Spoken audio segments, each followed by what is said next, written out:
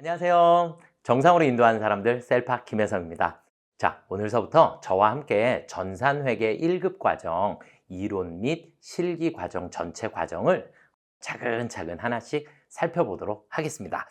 자, 우리 우선 자격증 취득을 위해서 여러분들이 전산회계 1급 과정으로 오셨는데 만약에 수업을 하루 이틀 들어보시고 조금 어렵다 생각이 들으시면 저희 유튜브에 전산회계 2급 전 과정이 무료로 다 오픈되어 있습니다. 그래서 전산회계 2급 과정을 먼저 듣고 올라오시는 것도 괜찮은 방법 중에 하나고요.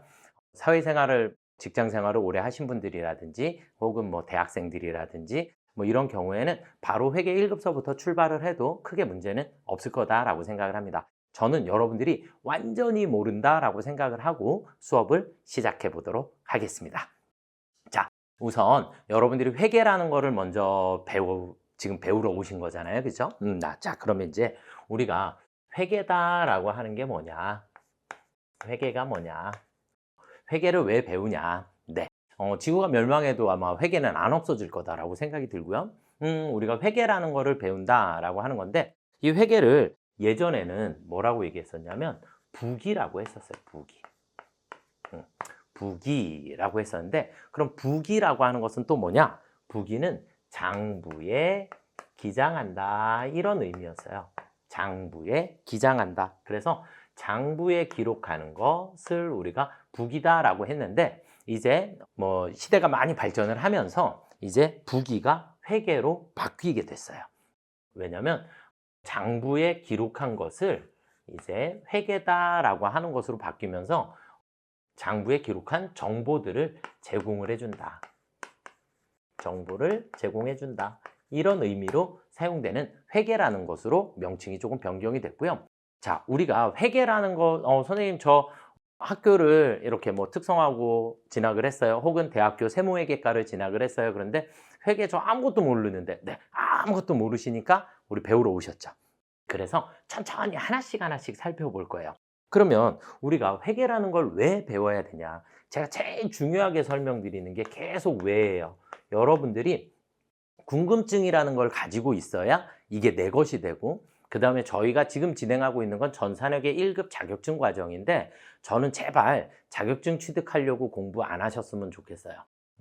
자격증 취득보다는 그냥 나는 회계라는 게 어떤 건지 조금 알고 실무자로서 어떻게 처리를 할 수 있구나. 이렇게 여러분들이 준비를 하시다 보면 자격증은 자연스럽게 따라와요. 여러분들이 충분히 따라오실 수 있게 눈높이 수준은 중학생 정도? 네, 중학생 정도가 이해할 수 있는 정도의 설명을 조금 드려볼까 해요. 그래서 대한민국 누구나 회계라는 것을 조금 알았으면 좋겠다라고 하고 이제 제가 설명드릴 거니까 천천히 한번 살펴볼게요. 우리가 회계라는 거를 왜 배우냐? 이렇게 정보를 제공해 준다 그랬는데 어떤 정보요? 자, 여러분들이 예를 들어서 돈이 많아요. 돈이 뭐 꼭 많지 않아도 돼. 돈이 조금 있어. 그래서 이걸 가지고 돈을 벌게끔 하고 싶어. 그러다 보니까 뭐 주식 투자도 할 수 있고 펀드에도 투자할 수 있고 정기 예금에도 넣을 수도 있고 여러 가지 방법이 있지만 그중에 이제 주식 투자 같은 경우 요즘에 조금 많이 하다 보니까 그러면 여러분들이 투자자 입장에서 어떤 회사에다가 투자를 해야 여러분들의 돈을 잃지 않을 건지 이런 개념이세요. 그래서 우리가 회계를 왜 배우냐? 가장 중요한 건 여러분들이 투자자의 입장이 되어 보시는 거예요. 그럼 투자자의 입장에서 A라는 기업에 대해 내가 투자를 하고 싶다. 그럼 우리는 이 A라는 기업에 대해서 무언가의 정보가 있어야 투자를 하겠죠. 아무것도 모르는 회사에다 그냥 무턱대고 투자를 할 수는 없으니까. 그래서 A라는 회사에다가 우리는 투자라는 거를 할 거예요. 그러면 우리 투자자 입장, 여러분들이 투자자 입장이 됐을 때 그럼 이 A라는 회사에 무엇이 제일 궁금할까요? 이 회사 돈은 잘 버는가? 그쵸? 그 다음에 이 회사 망하지는 않을까? 이렇게 여러분들이 조금 흥망이라고 하는 걸 따지게 돼요. 이 A라는 회사에 흥할 건지 망할 건지 이런 것들을 이제 여러분들이 따지시게 되는데 흥한다란 얘기는 돈을 많이 번다 이런 개념이에요. 돈을 많이 번다. 그러면 어찌됐든 이 회사는 이익이 많이 생겨야 한다. 이런 거예요. 그래서 이런 흥하다라는 표현을 회계상에서 뭐라고 얘기하냐면 경영 성과다라고 얘기를 해요. 경영을 했더니 회사 운영을 했더니 성과를 얼만큼 냈니? 돈을 얼마만큼 벌었니? 이런 걸 우리가 경영 성과다라고 얘기를 하는 거고 회사가 망할지도 몰라요 라고 하는 것은 회사가 어떻게 되면 망하죠? 어떻게 하면 망할까? 네, 빚을 못 갚으면 회사가 문을 닫을 수도 있어요. 그래서 이런 망을 따지는 걸 우리는 뭐라고 얘기하냐면 재무 상태다라고 얘기를 해요. 재무 상태. 좀 어려운 얘기지만 우리 앞으로 계속해서 사용할 거기 때문에 여러분들이 회계를 처음 접하시는 분들은 용어 때문에 너무 어려워하세요. 제가 우리 고딩들한테는 뭐라고 얘기하냐면 그냥 회계가 아니라 외계어야 라고 얘기를 해요. 왜? 너무 어려운 말들이니까. 모두 다 한자로 되어 있습니다. 모두 다 한자로 되어 있고 이 한자로 되어 있는 용어를 정확하게 이해를 하게 되면 여러분들이 아주 쉽게 회계를 접하실 수 있으세요. 그래서 글자 하나하나의 의미가 다 있으니까 그 속뜻을 여러분들이 조금씩만 더 살펴보시면 되겠고 그래서 일단 우리는 경영성과 재무상태 이런 두 가지의 정보를 투자자 입장에선 아주 중요하게 생각하게 될 거예요. 그래서 우리가 이런 경영성과를 나타내는 이제 용어들, 경영성과. 그러면 돈을 얼만큼 벌었니? 그러면 돈을 전체 벌어들인 돈이 얼마니? 라고 일단 계산을 먼저 해야 되니까 그 벌어들인 돈을 우리는 뭐라고 얘기하냐면 수익이다 라고 얘기를 해요. 그런데 수익에 대해서 수익이 다 내 돈 뭐 100원 벌었으면 100원을 다 써버리면 안 되잖아요. 그렇죠? 그래서 우리가 남는 돈을 계산을 해야 하기 때문에 수익에서 비용이라는 걸 빼줄 거예요. 수익에서 비용이라는 걸 빼주실 거고 그러면 수익은 전체 벌어들인 돈, 그럼 비용은 내가 쓴 돈을 얘기를 해요. 그래서 우리는 번 돈과 수익, 번 돈, 그 다음에 비용은 쓴 돈. 그러면 벌어들인 돈에서 쓴 돈을 빼고 나면 남는 돈이 생기겠죠. 남는 돈, 우리는 이것을 뭐라고 표현하냐면 이익이다 라고 표현을 해요. 그래서 회계를 조금 배우고 나면 나중에 어떤 상황이에요? 수익이라는 표현과 이익이라는 표현은 완전히 다른 표현이다. 이렇게 하나를 또 여러분들이 알게 되실 거고 그래서 뭐 오늘은 그냥 워밍업이에요. 워밍업. 그냥 이런 겁니다. 라고만 여러분들이 알아가시면 되겠고 그래서 수익이다 라고 하는 것은 돈을 벌어들인 거, 전체 벌어들인 거. 자, 우리 편의점으로 한번 해볼까요? 우리 편의점에서 예를 들어서 콜라를 하나 팔았어. 그런데 이 콜라 원래 먼저 사와야 되죠. 내가 예를 들어서 500원 주고 사왔어요. 그래서 800원에 팔았어. 그러면 800원의 수익이 생기겠죠. 그렇죠? 그런데 이 800원을 벌기 위해서 우리는 500원이라는 돈을 썼죠. 그렇죠? 그래서 그걸 빼고 난 나머지 이익은 300원이 되는 거예요. 이해가 되시죠?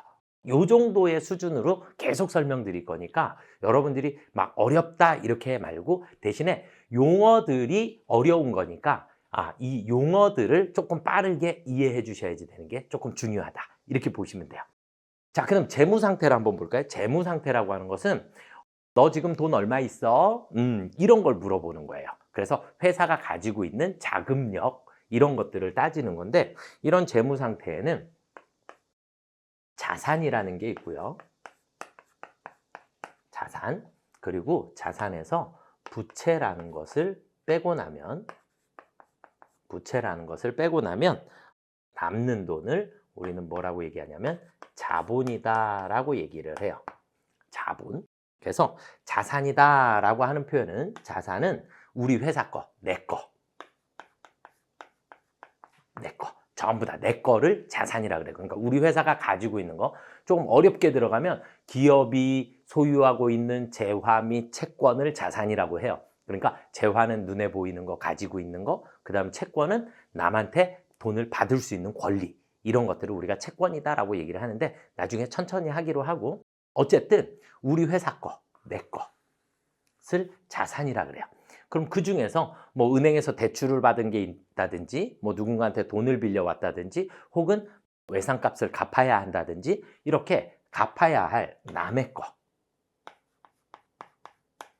남의 거를 우리는 부채다라고 얘기를 해요. 그러면 내가 가지고 있는 전체에서 빚을 빼고 나면 진짜 순수하게 남는 돈, 이것을 우리는 자본. 그래서 자본은 우리가 뭐라고 얘기하냐면 진짜 내 거. 진짜 내 거를 자본이다라고 얘기를 해요. 그래서 우리는 자산, 부채, 자본, 수익, 비용 이렇게 5개. 이익은 어차피 빼고 난 나머지 금액이니까 이렇게 5가지에 대해서 회계 1급에서는 아주 중요하게 배우실 거예요.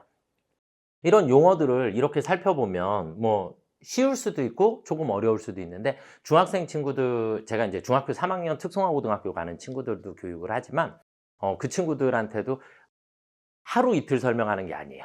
회계 기초를 며칠씩 계속 반복해서 설명을 해줘요. 왜? 회계 기초가 너무 중요하니까. 그리고 용어라는 거에 친해질 때까지 여러분들이 시간이 조금 많이 걸리게 될 거다.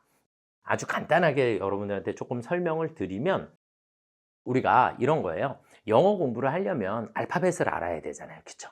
그것처럼 회계를 하려면 회계에서 나오는 용어들을 먼저 알아야지 되는데 이 용어가 너무 어려운 용어로 되어 있다 보니까 그게 너무 힘든 부분이고 그래서 그런 부분들을 일단 조금 알아야겠다.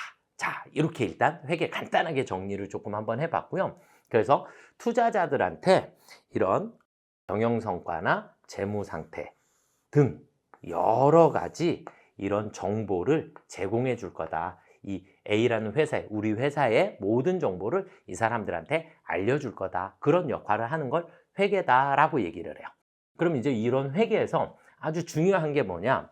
그러면 이 회사의 이제 장부라는 거를 작성을 해서 투자자들한테 정보를 제공할 건데 투자자 입장에서 이 장부를 보면서 투자자의 가장 중요한 게 뭐냐? 이해 가능성이에요.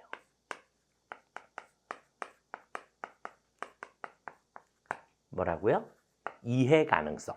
이해할 수 있어야지 이 정보가 내가 쓸만한 거지 이해하지 못한다면 쓸모없는 정보가 돼버릴 거예요. 그렇죠? 자, 예를 들어서 우리가 이런 회계를 집에서 하는 걸 뭐라고 얘기하냐면 가계부라 그래요. 가계부. 집에서 엄마가 가계부를 막 써요. 가계부를 쓰는데 그냥 아주 간단한 예로 들어볼게요. 자, 우리 딸 이름이 연우인데 자, 엄마가 가계부를 쓸 때는 이렇게 써요. 자, 우리 연우 오늘 용돈 줬어요. 10,000원. 이렇게 줬어요. 그러니까 연우한테 10,000원 줬어요. 이렇게 썼어. 다음날 됐는데 엄마 10,000원만. 그래서 다음날은 그래 우리 딸 10,000원. 이렇게 썼어요. 다음날이 됐어. 다음날이 됐는데 엄마 또 10,000원만. 그날까지는 이뻤나 봐. 그래서 그래 우리 공주 10,000원. 이렇게 적었어요. 그러면 엄마는 이거 연우가 가져갔고 연우가 가져갔고 연우가 가져간지 다 알아. 그쵸? 다음 날이 됐어. 엄마가 우리 딸이 또 엄마한테 10,000원만. 엄마가 기분이 좀 안 좋았나 봐. 자, 우리 여기다가 아휴 이 왼수 10,000원. 이렇게 장부에다가 적어놨어. 가계부에다가. 우리 딸한테 준 거야. 엄마 입장에서는 다 알고 있어. 그런데 옆집 아줌마가 놀러 왔어. 우리 장부 좀 한번 볼까요? 가계부 좀. 그래서 딱 갖다 줬어. 그랬더니 옆집 아주머니가 연우가 가져갔구나. 이것도 연우한테 줬네. 이것도 연우한테 줬네. 그런데 왼수 이건 남편이 가져갔네. 이럴 수 있겠지. 그쵸? 이런 상황이 생기면 오해의 소지가 생겨요. 그쵸? 그러면 누구나 다 이해해야 되는데 이해할 수가 없는 상황이 생겼네요. 맞죠?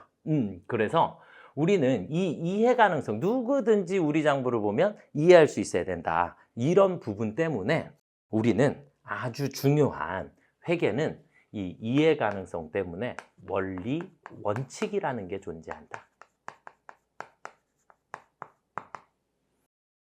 회계는 옛날에 1864년 이탈리아의 루카 파치올리라는 사람이 이런 복식북이라는 것을 처음 만들어내고 이제 그때서부터 이제 우리가 이런 회계다라고 하는 걸 계속해서 사용을 하고 있는데 그때서부터 지금까지 큰 틀은 변함이 하나도 없어요.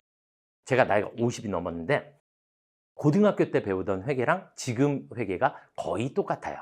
세금 계산만 조금씩 변형이 있었고 중간에 조금씩의 변형은 있었겠지만 큰 틀에서 바뀌는 게 거의 없어요. 그래서 아주 오래전에 옛날에 배우던 회계랑 지금의 회계가 많이 달라졌느냐? 아니요, 그렇지 않아요. 그래서 계속 한 번 배워놓으면 꾸준히 오랜 기간 동안 쓰실 수 있는 거니까 천천히, 왜냐면 이 원리 원칙이 정해져 있기 때문이에요. 이 원리 원칙이 정해져 있고, 이런 원리 원칙에 우리는 현재 우리 자격증 시험은 일반 기업 회계 기준이라는 걸 써요.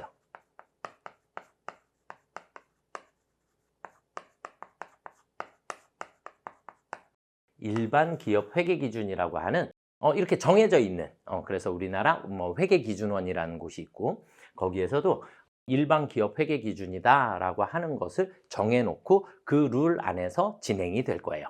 그런데 예를 들어서 뭐 이렇게 삼성전자처럼 대규모 기업이 있잖아요, 그렇죠? 그리고 삼성전자는 외국인들한테도 투자를 받죠, 그렇죠? 그러면 외국인의 눈높이에 맞게 또 정보를 제공해야 되죠. 그러다 보니까 우리나라 안에서 쓰는 일반 기업 회계 기준이라는 게 있고, 국제적으로 사용을 하는 IFRS라고 하는 국제 회계 기준이 있어요. 국제 회계 기준이 있고, 이 국제 회계 기준을 우리나라에 맞춰 놓은 거 앞에 K를 붙여서 KIFRS라고 하는 한국 채택 국제 회계 기준이라는 게 따로 또 있어요. 그러면 얘랑 많이 틀리냐? 아니요, 아주 조금 틀려요. 아주 조금. 그래서 기본 틀은 일반 기업 회계 기준으로 가지만 국제 회계 기준을 적용을 하게 되면 살짝의 변형이 조금 필요해요. 단 우리 시험은 일반 기업 회계 기준을 근거로 해서 나오기 때문에 여러분들이 이 일반 기업 회계 기준에 대해서 조금 학습이 필요한 거고, 거기에 맞춰서 제가 설명을 다 드릴 거예요. 무슨 말인지 이해가 조금 되셨을까요? 자, 우리 지금은 오프닝인데 간단하게만 다시 한번 정리를 해드리면, 우리가 회계를 왜 배운다고요? 먼 훗날 언젠가까지 계속 써먹으려고.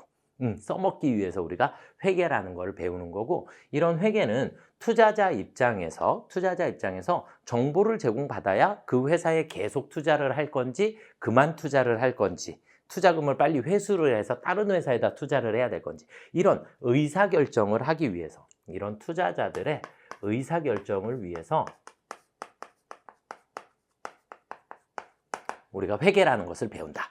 꼭 투자자만 필요한 것도 아니고 근로자 입장에서도 필요할 수 있고 국가 입장에서도 필요해요. 왜? 국가는 너 이렇게 해서 이익이 많이 생겼어? 그러면 세금을 많이 내야 해. 이렇게 세금을 부과하는 기준을 알아내는데 우리가 회계가 사용이 되기도 해요. 그래서 여러분들이 이런 의사결정을 할 때 필요한 내용이니 차근차근 하나씩 여러분들이 초반은 암기를 조금 하시고 조금 지나면서는 이해를 조금 하시다 보면 충분히 여러분들이 회계를 쉽게 하실 수 있지 않을까라고 생각을 합니다. 그래서 간단하게 회계에 대한 오프닝을 제가 조금 해드렸고요. 앞으로 공부를 하시는 동안에 제가 회계 1급은 무조건 복습의 연속이다. 그래서 복습을 꼭 해주셔야지 돼요. 우리 영어도 단어 잊어버리면 안 되잖아요, 그렇죠? 그런 식으로 이 용어에 대한 단어를 계속해서 암기, 이해를 여러분들이 조금씩 하시다 보면 회계가 조금 많이 쉬워질 수 있습니다. 아주 쉽게 설명드릴 테니까 여러분들이 참고를 하셔서 우리 천천히 회계를 한번 배워나가 보도록 하겠습니다. 잠시 쉬셨다가 이제 본격적인 진도를 한번 나가보도록 하겠습니다.